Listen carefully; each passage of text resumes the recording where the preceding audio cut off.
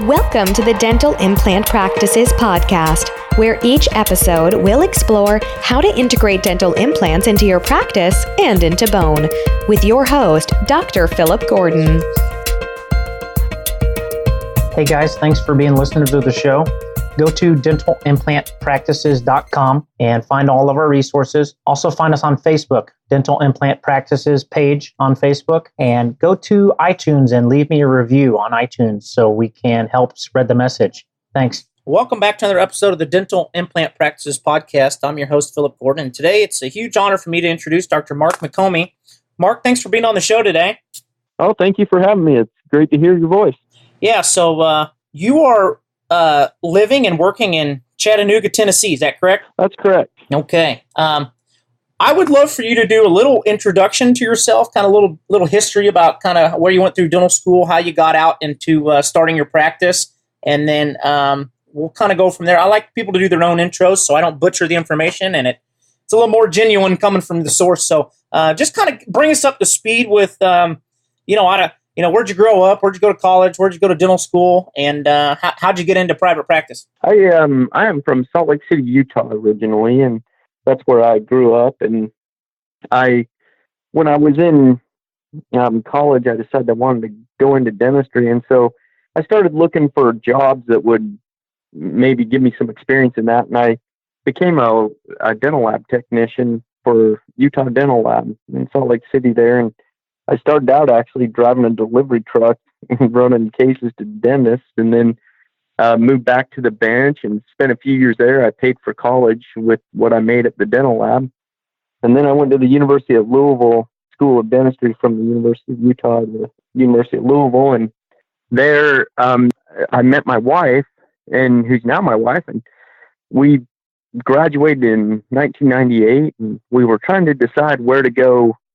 Should we go to Utah? Should we go to Chattanooga, Tennessee? Should we go somewhere in between and not make all of our parents mad? And so ultimately we decided, let's give Chattanooga a try. And that was 20 years ago, and I guess we're still giving it a try.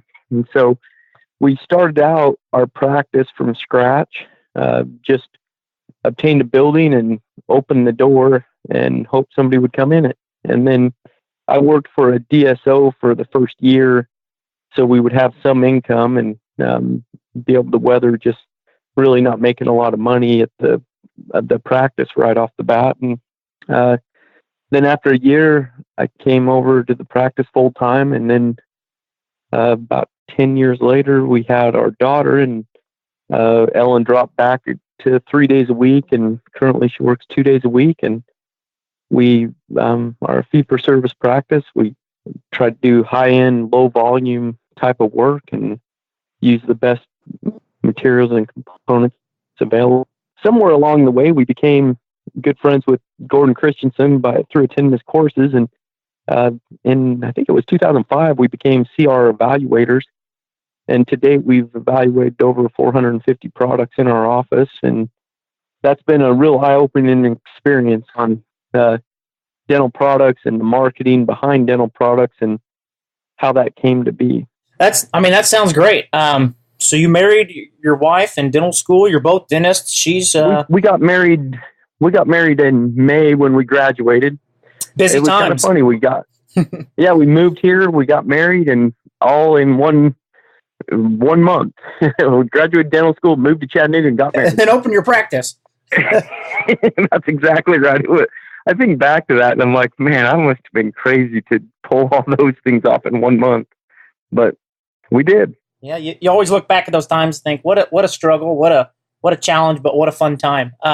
So I think a lot of people can relate with that story. You know, you get out and you get to doing dentistry, and then you meet some friends, you learn about new techniques. Now you do a fair amount with implants too. Kind of tell me how you came across the implant world. I mean, obviously, you're graduating 20 years ago from Tennessee. I'm imagining you didn't get a lot of implant training in school. So kind of tell me how that all got started. You know, we did very little implant training in school, and implants back in the 90s, the insurance companies weren't like they are today. They treated them as they were experimental, and a lot of implant companies wouldn't cover, or a lot of insurance companies wouldn't cover implants or the restorations. It was the dental codes weren't what they are today. And so we were restoring them that specialists had placed for us, and we got pretty proficient at that. And we took some courses from Gordon Christensen on doing those things, and Frank Spears and those type of places, and the Pankey Institute. And then we moved on as kind of we're having them placed. We were realizing the implants were being placed without the end in mind. And what I mean by that is we would send an implant to an oral surgeon and ask them to place an implant in this position. And they would place an implant there, but it was extremely hard to restore because of where they would place it. And sometimes we'd have to do a lot of angle correction, or we had a couple that we just simply couldn't restore. They were too high, and we didn't have enough room to put an abutment on it in the occlusion. And it was really, you felt awful because the patient had spent the money and it just wasn't placed well enough, so we had some of those issues. And so then we got thinking about it. We decided, hey, let's try placing our own. Let's go take some courses. And I'm going to jump in here real quick. Yeah. What is that? Go ahead. What does that look like in the late 90s, early 2000s? You said, hey, I want to take some implant courses. Back then, not like today, there weren't a lot of implant courses for general dentists. There were not. And the environment was, I will say, it's more hostile than it is today, because it was very hostile then. They were trying to, specialists, you had all this wrangling going on. Periodontists wanted to be the implant specialist. Oral surgeons wanted to be the implant specialist. And nobody wanted general dentists in the game at all. Nobody did. And it was hostile. The implant companies or the specialists both. So, and we had a periodontist here that we were in a study club, an implant study club that we helped start. And the periodontist in town was kind of the driving force behind it. And when he found out that we were going out to a course to learn to place implants, he no longer would include us on the communications in the implant study club, and sort of kicked us out of it because he didn't think we should be placing implants. And it was so funny. And as I learned more about the world in implants, like in Israel, about 95% of them are placed by general dentists. In Italy, it's the same way. And then I'm like, well, why are we so weird? South Korea, all over the world. And in Israel, they think it's as hard as doing a class 2 filling. And so the United States is the only country where more specialists to this date still place more implants than general dentists. Every other country in the world has more general dentists placing implants than specialists. Yes. And I think that was created by the implant companies and the specialty programs at the early set. They decided we're going to keep this in our hands and keep the general dentist out of it. And since then, that's kind of how it's been. So I agree with you. And then back in the 90s, the implant companies, they thought your patient needed to be sedated. So everybody you talked to, it was like, you have to do sedation to put in an implant.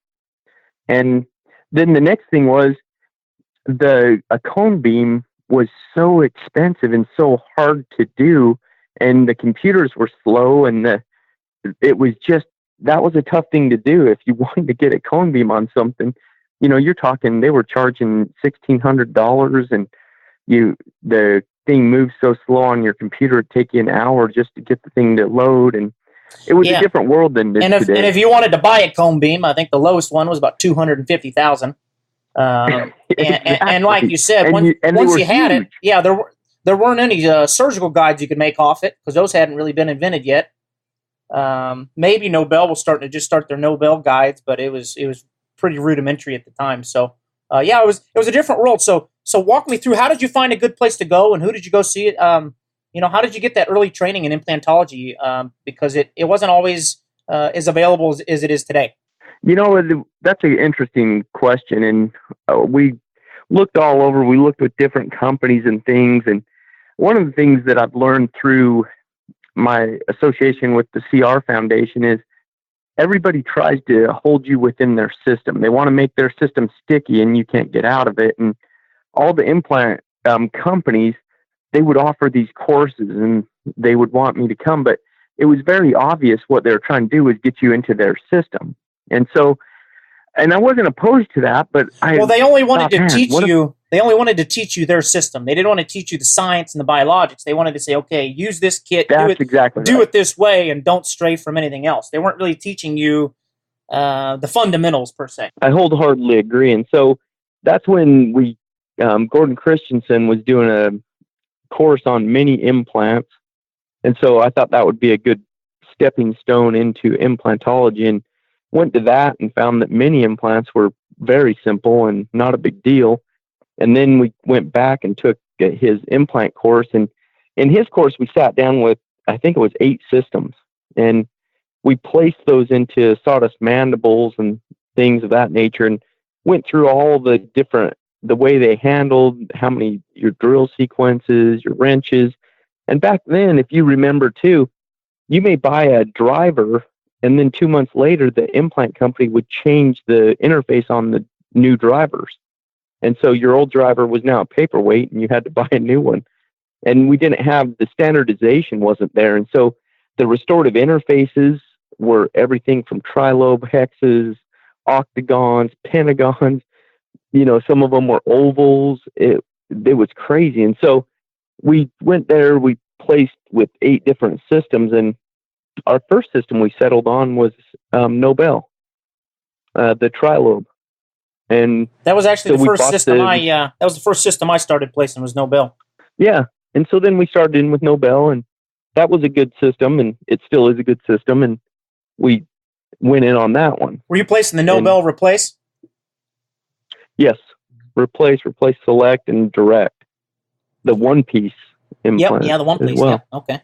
Nobel's got a good system, but even when I was placing Nobel, I was trying to get more information from my reps and all that. And of course, they wouldn't dare send you to a Nobel training center, and the reps they were afraid would come in the specialist. Yeah, the reps town. would come in your back door, and they'd tell you, "Now don't tell your oral surgeon I was here." Exactly, we had the same experiences, and they would, oh man, it was crazy. The secretive nature in which it used to be. So every time they didn't want to upset the specialist, and every time I'd say, "Hey, I need more information. I want to go to a Nobel training course. I want to do this and that," and they say, "Well, there's this one guy doing this one thing over here. It's kind of behind the scenes, but I think, it's just, that's how I started with Nobel, and ultimately that's why they lost me. But where'd you go from there? What'd you use after Nobel? Well, so I think I want to tell a story about Nobel or some of these other companies. And so we did some BioHorizons, some Bicon, and one day I was in my office, and I just placed an implant on the school teacher who had saved up for a long time to get this implant.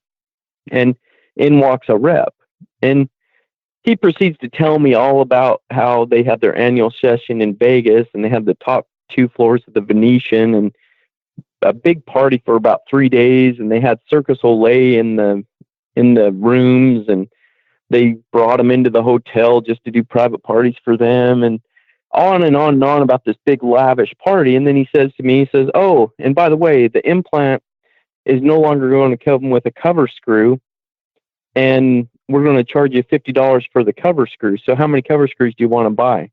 And then he says, "And the implant's going up $100.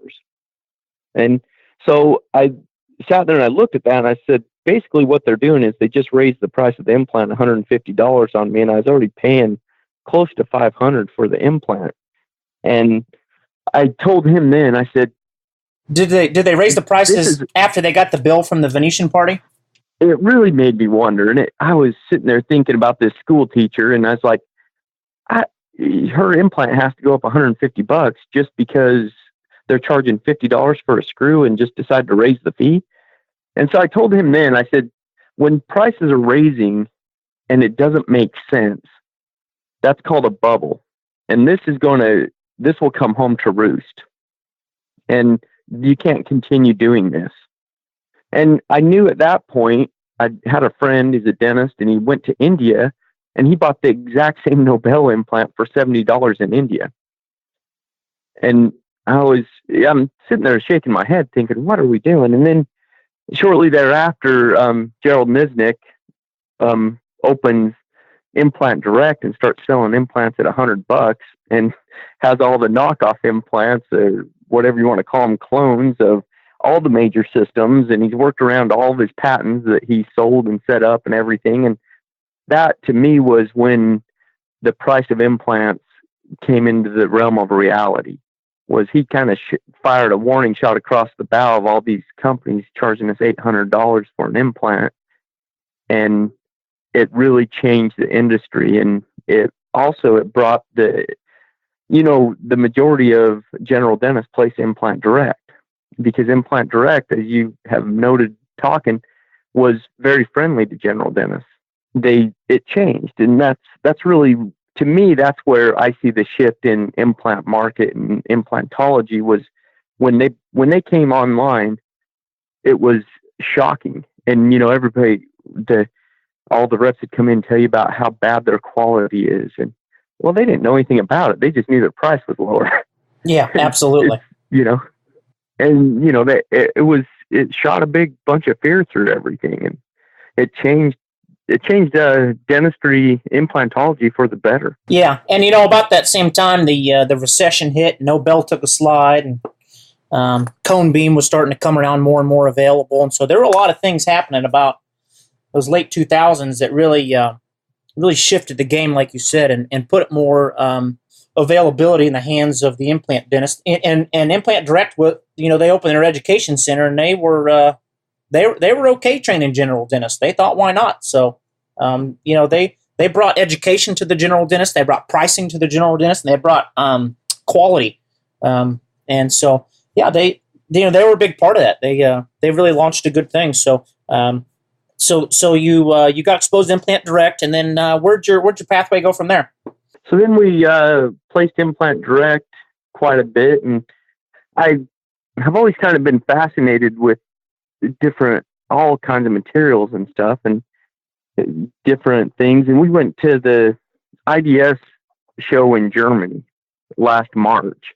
Matt Winstead and I from Oral Arts Dental Lab went over there together. And that, if you've never been to the IDS, it's in Cologne, Germany every other year. And it's basically their only trade show in Europe, in Germany for sure. And it is enormous. It has 12 buildings. Each building has 3 floors, and they could house most state meetings on one floor of one building. And you could put about 4 Chicago midwinters in it. And so it was astounding. And over there, I was really interested in different implant companies, and there were a couple hundred at that show, I would guess. And there's about 500 implant companies worldwide. And so, you learn we're not alone in the U.S. There's lots of other things going on in the world, and we get what's marketed to us. And that's kind of, we end up closed in that way. And so I was really interested in high quality systems, and some of the stuff we'd look at, I would look at different implant systems, and you could see the quality in the drills, the quality in their drivers, their surgical kits just wasn't there. Some of them were like plastic, the consistency of a milk carton, and it would flex when you pick it up, but it was cheap. And so as I walked around that show, I learned about Paltop implants, and a company out of Israel founded by a guy named Sam Topaz. And it's a Zimmer platform system, and really high quality, and their cleanliness, everything about that implant system was amazing. I looked at Cortex and ultimately came back around to Paltop. And so they have FDA. They launched in the US about a year before that. And so I picked up Paltop implants over in Israel or in Germany, and I started doing them about a year ago. And so that's kind of where we are right now, is we're doing primarily Paltop in our practice at this time, and find it to be an excellent system. And the price is excellent too. It's a price more in line with an Implant Direct type system. So Paltop, it's based out of Israel, and I know they have a couple different products now. They have the internal hex, which is based off that Zimmer design, the one that Nisnik invented there. And that's the standard one that BioHorizons uses as well, and Implant Direct has some with that. They also are opening a conical family too. Do you know what type of attachment that is, or what kind of connection that is? I don't do the conical ones at this time. I like the internal hex. I like the platform of that Zimmer, because I don't know for sure where it's all going, but to me, the Zimmer platform seems to kind of be leaning towards a standard in dentistry. And yes, it's definitely one of the main standards. There's about 4 or 5, there are about 4 or 5, I agree, but it really seems like everything that I see coming online is going into Zimmer. That internal hex Zimmer connection is always going to be there, surgically and restoratively. Yes, it's always going to be there. It works. It's easy to use. So my thing is, like, pick 1 or 2 of those main ones and stick with it. I do a lot of conical connection. I agree. Like the Nobel conical connection. I love conical connection too. But if I was going to do another interface, it would be the Zimmer connection. And a lot of implant companies now will carry both or have availability, and so I would lean towards one of those 2 or another very standardized one. I absolutely agree. I wouldn't. They have it's actually called Paltop Conical Active is the conical interface there. I love those interfaces because on the conical one, I really like how it comes up out of the gingiva. Yeah, I do like that. And then I just think that's a neat thing. They have some other ones that are, they've got Advanced Plus, and the only difference in the Advanced and Advanced Plus is one more thread on the implant. And so then they have Dynamic, and those are all the internal hexes. And then they've got one, I've never done one, I don't know a lot about this. It's real popular in Europe and Israel. They have one called the Diva, and you put the implant up and you peck it into the sinus, and then the internal of the implant is actually hollow and has these tunnels.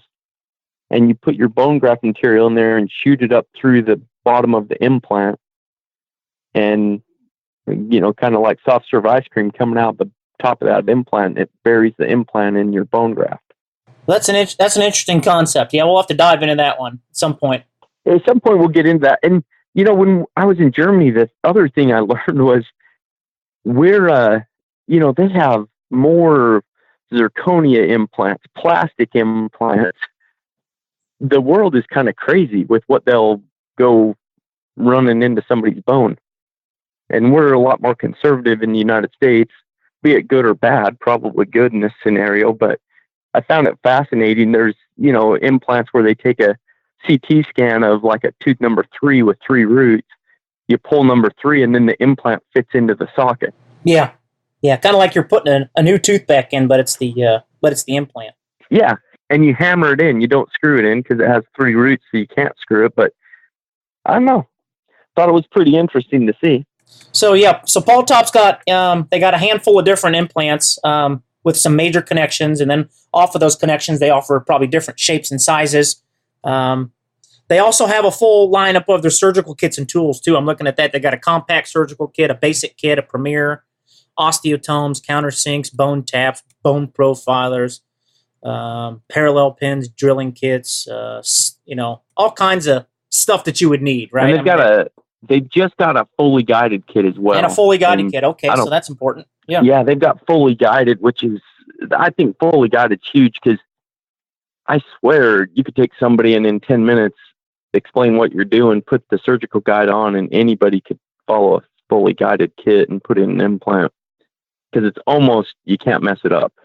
If you do your planning right, it can be a nice way to go, and especially with the way some of these prosthetics are going. You can deliver some nice temporaries if you're doing guided same day. So I'm not always a huge fan of guided, but it does allow your temporization and immediate arch cases to go a lot smoother because your angles 100%. Yeah, your angles can be perfect, and your stuff can just slide in and.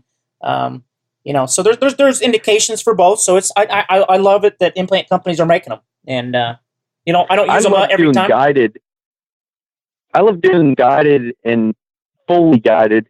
If I've got, I had a lady that took a guardrail to the face and knocked 80% of her bone out, and so we had space to put the implants in, but it was, I had to really hit a bullseye there, and so the guided surgery in that case made a ton of sense. But when I've got a big giant ridge on a number 19 replacement, I can drill the hole straight down and get that implant in there without the expense and putting them through the CT and all that. I can get that in there and keep it simple and keep the price down on it as well. Yeah, absolutely. There's always, you want to utilize technology, but you don't want to rely on it. You want to have multiple options to do things, and in no case is the same. So it's good that they allow that. So what's been your most positive experience with working with the Paltop? I mean, I know you said Matt Winstead there at Oral Arts is maybe a buddy of yours or someone you know well. They're the ones that distribute and sell Paltop through the U.S. market. Is that correct? That's correct. And so when we came back, that was they set up that relationship. And I'll tell you what the advantage to having the lab distributing the implant is. They'll make the surgical guide the whole lock, stock, and barrel, and they've got all the parts. They've got all the implants.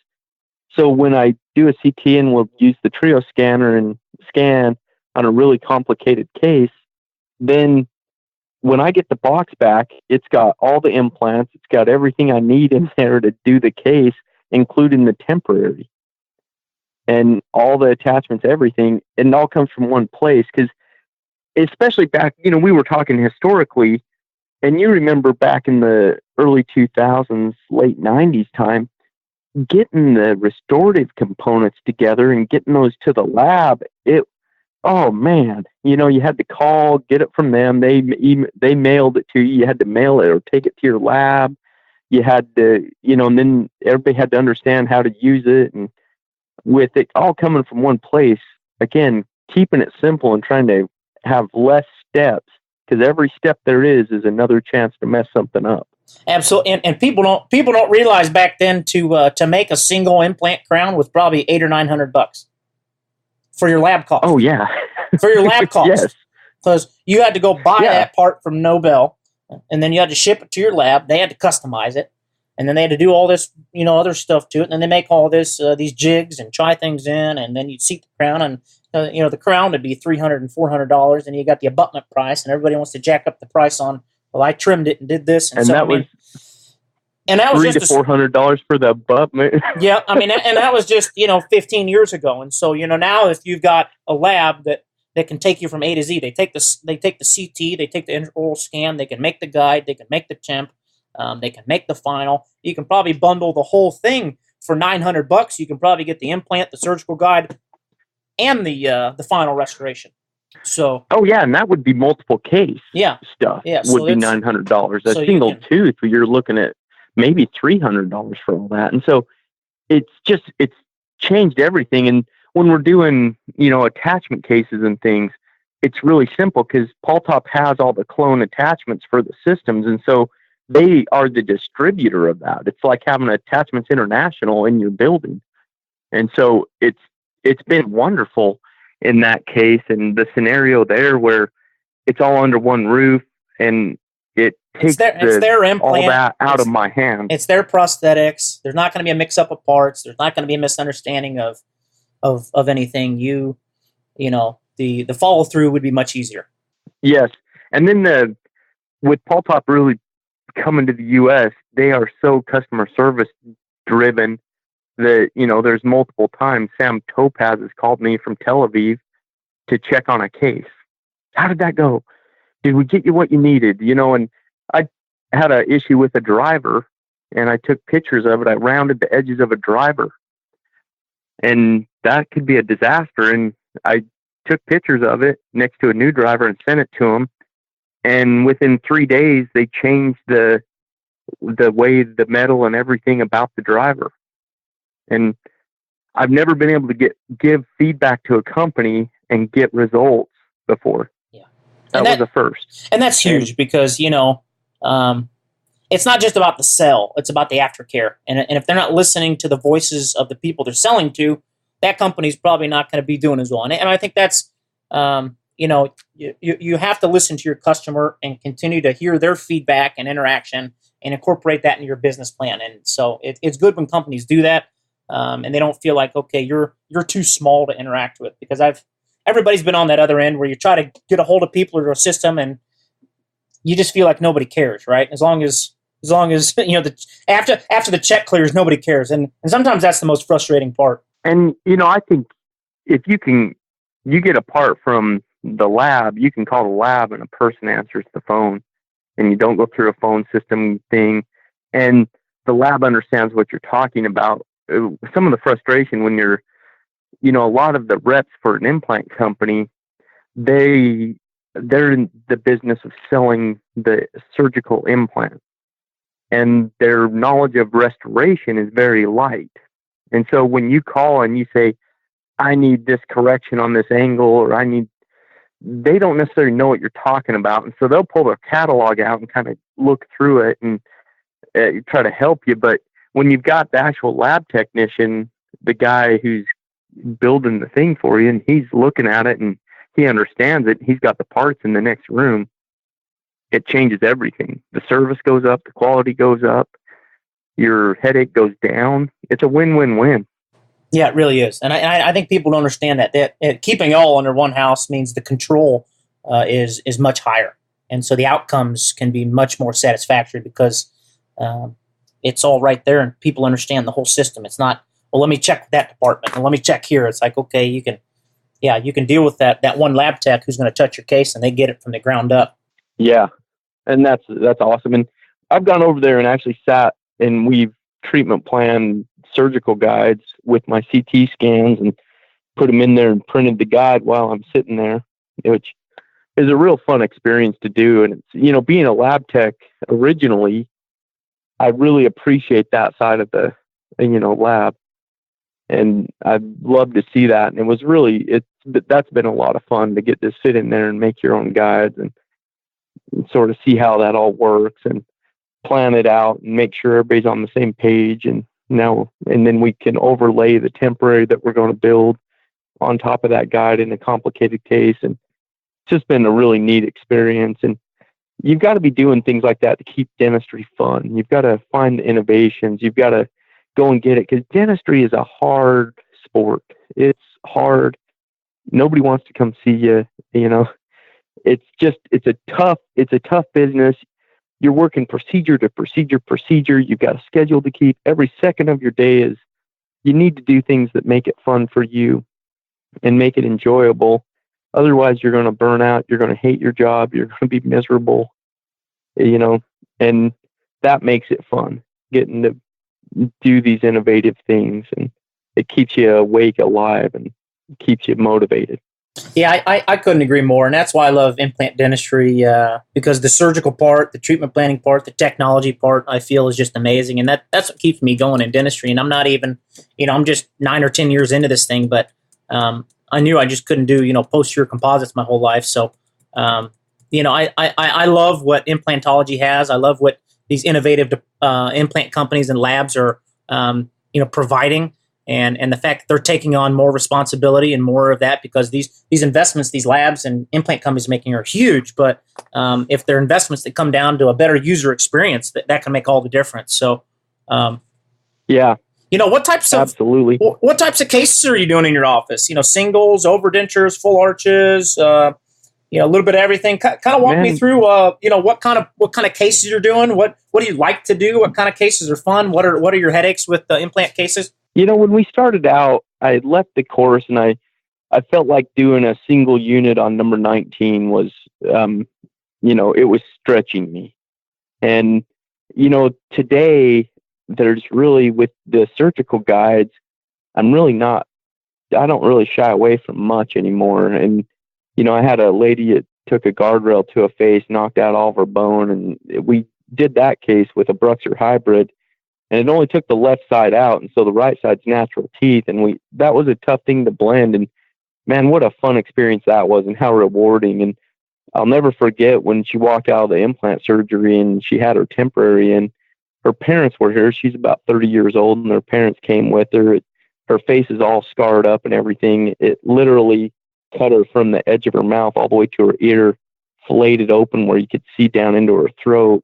And she walked out with teeth that day, and her parents started crying. She started crying. Other patients in the waiting room started crying. All my employees are crying. It was such an emotional, great, rewarding experience. and that's a fun case, but I also love doing the single tooth case. That's just a simple thing. Keep it easy. Get them a tooth in there in a few months. And that's so fun. And it's not hard. And it's just a really great experience. And, when they come back into recall and you say, so how's your implant doing? And they kind of look at you and run their tongue over their teeth and they go, I can't remember which one it is. That's a great feeling. And I also do a lot of work with the Craniofacial Foundation here in Chattanooga. We've got some great craniofacial surgeons here, and we draw from the region. And those cases, these cleft palate cases, the Treacher Collins and things, those type of cases are, we have a lot of dental malformities in this. And so it's really, those are super rewarding because you're dealing with a kid that's maybe been picked on. And, when they're in high school, all of a sudden we make them look like they have normal teeth through implantology. And those are so fun to do. And, I'm the type of guy that I love the diversity of what we do at our office. I can't say enough good things about it, Absolutely. That's awesome. Yeah. I love doing, these big extravagant cases, but man, they take a lot out of you, but I love just the singles. I mean, if I could place and restore single implants all day, I'd be happy and rich. And if every patient just was like, hey, do number 19, do number 20, do 29 for me. Yeah, if I had 6, lower molars to do every day, I mean, place 6 in the morning and restore 6 in the afternoon. I mean, I'd set the world on fire. But no, it's good to take on challenging cases. You have to work up to those. It seems like back a few years ago, we were doing a lot of bars with attachments on the bars, and then we got into milled bars with like locator attachments on the milled bar. And then with the Bruxer hybrid stuff, it seems like I'm getting away from those removable bar cases more and doing a screw retained Bruxer hybrid that looks so natural, and they even have them where they're placing in Emax crowns into the Bruxer base, and it has a lifetime warranty on it.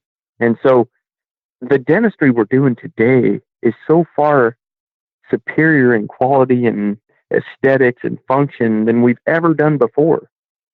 It's, I feel like we're really at the front making some progress in beauty and restoration. And that's so fun to be part of and to see the changes in, when we used to do porcelain fused to metal all the time and, an implant was considered so crazy. And now, I don't know about you, but in my practice, it's common for us to be checking hygiene and say, when do you want to do that implant? And they're like, oh, when can you? I'm like, well, we could do it. I could stay at lunch and do it. Okay. And we'll move that patient over and do an implant on them. Just not that big a deal. Yeah, no, it's great when you get your systems going, right? When you get it introduced into your office and everybody's on board. And now it's just like doing a filling. At first I'd block off my whole day. I got one single implant. Oh my gosh. And, now it's like, okay, give me 20 minutes. I can have that thing in there and be eating a sandwich in the back, So, yes, it's all a matter of perspective. Exactly. And, where, have you taken any courses through Paltop? Did they offer anything? I know, I talked with Matt. They're going to maybe look at trying to get some education set up through the lab. But at this point, where does Paltop have any training with their system, or how does that work? They've got that Dominican Republic course in which they sponsor, and that to me that's a pretty advanced course. You go down, advanced in the fact that you place a lot of implants. You're going to place 16 implants over the course of 3 days on live patients with a surgeon standing there with you to help you understand what you're doing and run through the sequences with you and all that stuff. So that's a tremendous course. What we're going to develop at the lab and what we have, we're in the process of finalizing curriculum on it, is we're going to do an introductory course to kind of get your feet wet, see if implantology is for you, where we're going to have it over at Oral Arts in Huntsville, Alabama, and we're going to place implants on mandibles, sawdust mandibles, maybe pig jaws, and kind of decide, is this something I would like to do? Because implants aren't for everybody. If you don't like blood, if you don't like surgery. If that stuff isn't for you, then maybe you don't want to do implants. But I think the vast majority of general dentists would love to do implants and would enjoy placing that as part of their practice and doing even if they just want to do simple ones. There's, like you said, you'd love to do just single teeth every day, all day long, because it is fun. And the course, we'll be rolling that out later this summer. And our plan initially is we're going to do one per month, and we'll have Paltop people there. I'll be instructing. We'll have the restorative guys there. We're also going to do where you place it with a guide and then you place it freehand. And so, we'll have the same case. We're going to print the models, everything like that, and then give you a guide, let you place it, and then place it freehand and see what you think, And, some people tend to want to rely more on guides. Other people are like, man, I don't see the big need for the guide. And I don't think there's a wrong answer there. I think that's an individual thing to decide for yourself and what you want to do. And I love placing freehand implants. I've done that from day one. And so to me, that is just the way. An implant seems like I should place it freehand. And if it's really complicated, I'll go to a guide. Yeah. I think that's the majority. Is that the way you do? Yeah. For the most part, I'll sometimes get a lot of pilot guides and just get my pilot going perfect sometimes and then take it freehand from there. Or if it's a simple slam dunk, just do it freehand. Or, if I'm getting anything where I want the angles to be perfect or multiples or complex cases, then maybe I'll do some fully guided. I don't do a lot of fully guided. I've only done 5 or 6 total fully guided cases out of, I don't know, hundreds or 1,000. So it's not a lot. I don't do a lot of fully guided either. Yeah. But I'm glad I have it. I'd love to have it in my arsenal, but I don't rely on it, except on complicated. So that's good. I think those introduction courses are important because at first you don't really know if it's for you, and I think a lot of people need to go to those. You can check out the system, you can turn some ratchets, you get the idea, you understand. You walk away from this course understanding, okay, do I want to do this or do I not? And if you think you do, then you have an understanding of what it's going to take. Okay, I've got to get these kits, I've got to get these motors, I've got to figure out how to get some imaging, I've got to figure out these patients, and I need to understand these surgical principles. So you at least come away knowing, do I want to do it or not? And then if you want to do it, you kind of understand what it takes to get into the game, so then you can lay out your CE and your budget and your all of those trainings and things that you need to do and kind of get a plan. So I think those are important. And we'll provide all that. We're going to provide the dental codes for implants, what codes you do. We're going to provide, what it would cost to get into the implants, what the surgical kit, the drill, everything that it would take to put implants into your practice. And you can see the cost on it. And you'll see that up front and know, well, it's going to cost me this much to get into it. And, is this something I really want to pursue? And I think maybe an advanced person that's done some things may be able to leave there and drop an implant on a big ridge, in the posterior. But it's really meant to be an introductory, get your feet wet, decide, is this something I really want to do? Is this for me? And ultimately, I think they're going to walk away saying yes. I think once you see what implants are and that it's not as crazy as you probably think it is. No, you do. You got to learn from somebody like you who's been there and done that and can show you how to, what really goes on, and the important part too, how to get it going in your practice. Because a lot of people walk away from those courses and think, yeah, I want to do this, and then they fail to launch. They never get it going for one reason or another, right? They don't know where to go next. Okay, it's going to take $10,000 to get started, but they don't see, okay, with that $10,000 kit and this training, you can go generate $100,000. They just don't get it going in their practice because they run into some kind of barrier, right? Sometimes it's a cone beam barrier. Sometimes it's I don't feel like I have the patient barrier. I don't know how to do the coding and billing. I don't know how to do the treatment plans. I don't have, there's always some kind of barrier. So sometimes these courses or some people or some connections can help them kind of break through whatever that barrier is, get them going on it. And then after, if they get going, the team and the doctor usually get excited about it and they want to keep it going. But I feel like getting people going is the hardest part. I agree. And that's, and also I think you need to keep in mind, start with somebody, and be open with them and give them a good deal on your first implant case. My first implant case was the guy across the street owned a sandwich shop, and I would go in there and his partial was flopping around. And so I told him, I said, I just took this implant course. I've got all the stuff to do it. I'll give you a really good deal on implants if you let me put 2 in for you. And then we can attach your partial to the implants. And so he came over and we, did all the radiographs and things. And he was in here this week. We replaced the attachments in the partial base for him. They'd worn them out. And those implants are still there, doing a great job. And he tells everybody that he was my first implant patient. And that's really fun. And you need to, look for a case like that. Don't get into an aesthetic anterior maxillary case on your first foray, and don't think you have to do those ever. Posterior implants is a wonderful thing, and you can really get into it and keep it simple. And putting implants underneath removable prostheses is a great thing to do. Yeah, it is. It will change the person's life that you're doing it for. It will. I know a lot of people bag on, overdentures.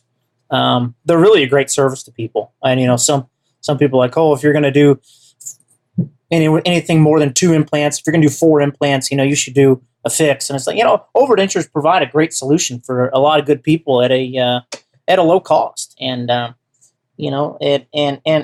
they allow some, you don't have to be perfect with how you place them always. I mean, I'm not saying you can be sloppy about it, but, it allows them a little more flexibility. So those are great cases, because people see an immediate return. If they got a lower denture and there's nothing holding it in, you put some implants down there, they get an immediate return. Oh, man, you put 4 implants on the lower of a denture and you put 4 locators in, it doesn't come out. That patient will be hard pressed to take it out. Yeah. You probably won't engage all 4 of those implants. Yeah, they're in there for good. I think, it's important. I think my first patient, it might have been my father-in-law, and then my next 5 after that, I think I gave him away for nothing. Just because I thought, if I get this kit home and it sits on my shelf, I'm not going to get into it. So, I think I just gave him away. I thought, for nothing, basically. I just charged him for the restoration and said, hey, we got these new things we're offering. We're having a special at the office. The first, such and such, get a deal on it. And, I found some patients that I would trust, that I knew that the situation was good. I had a good rapport with the patient, and you just got to take those brave steps to kind of go in.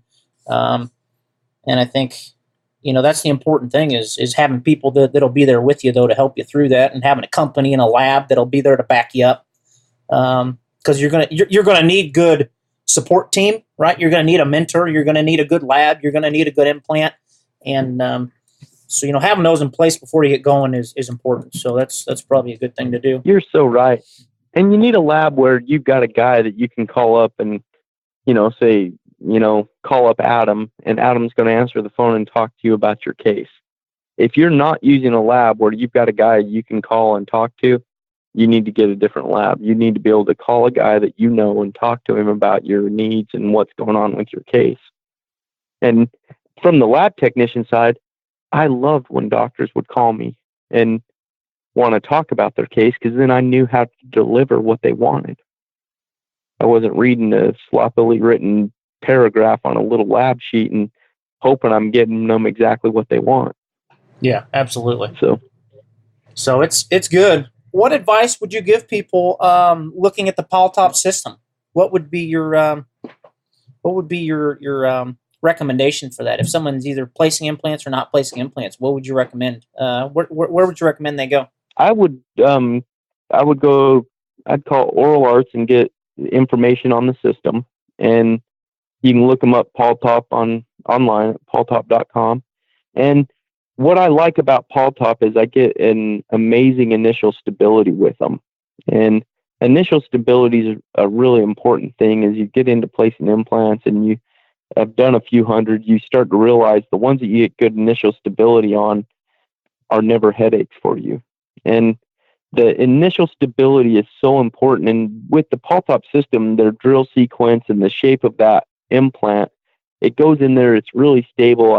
I never torque over 40 Newton centimeters, and I probably torque about 85 to 90% of mine go between 35 and 40 Newton centimeters when I'm torquing those in, which is amazing. That's the best system I've come across for initial stability.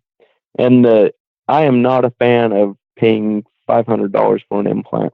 I don't think there's a place for that in dentistry, and I don't think it's necessary. The quality of these implants, you can look on their website and see the cleanliness of the surface, that, you know, their science shows how that helps in osseointegration.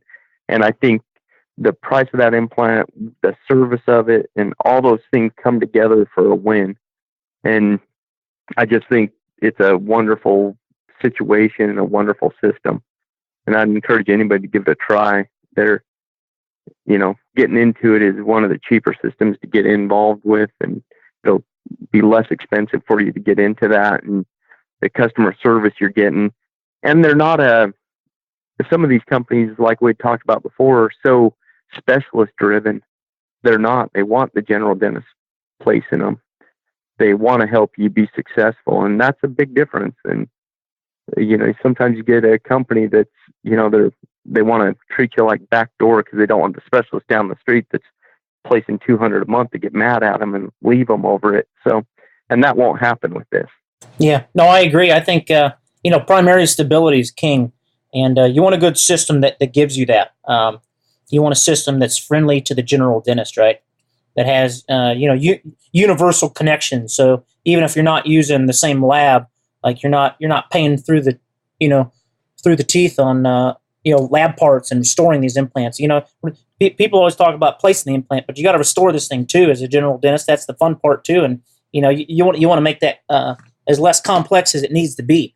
And so, you know, having all that worked out ahead of time is, you know, the best thing to do. And you know, I think you know, Paltop's, you know, they understand it. They understand, hey, we're gonna push this thing for a general dentist, and we're gonna make it easy to place with an aggressive thread, and we're gonna make it easy to restore. And we've partnered with a good lab, and you know, now that you guys are gonna provide some of that entry level CE, I mean, it sounds like, you know, if somebody's wanting to get into the game or try something, it seems like it'd be a no brainer. And yeah, and the fact that it's economically priced, I'm not gonna say cheap, but it's not overpriced, right? They're not trying to stick it to you. They're going to say, hey, we're going to make a good product. We have a good price. And if, you know, and if we do that, then it's going to work. And that's why it's working so far.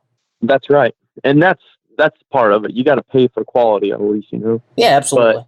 But it shouldn't be overpriced.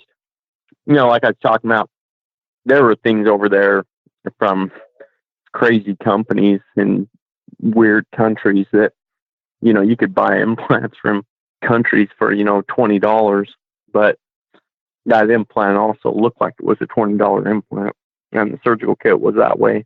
But yeah, it's a good price, excellent implant. You'll be successful with it. They'll back you up. They guarantee their implant. If it comes out, they'll give you a new one. You just can't get a better deal than that. Well, great. Hey, Mark, I really appreciate your time today. I think we're at limit here. I'll look forward to hooking up with you one day, maybe coming down and taking one of those courses or running into you in an event. And I would encourage anybody to try out the Paltop system. It's PALTOP dental.com.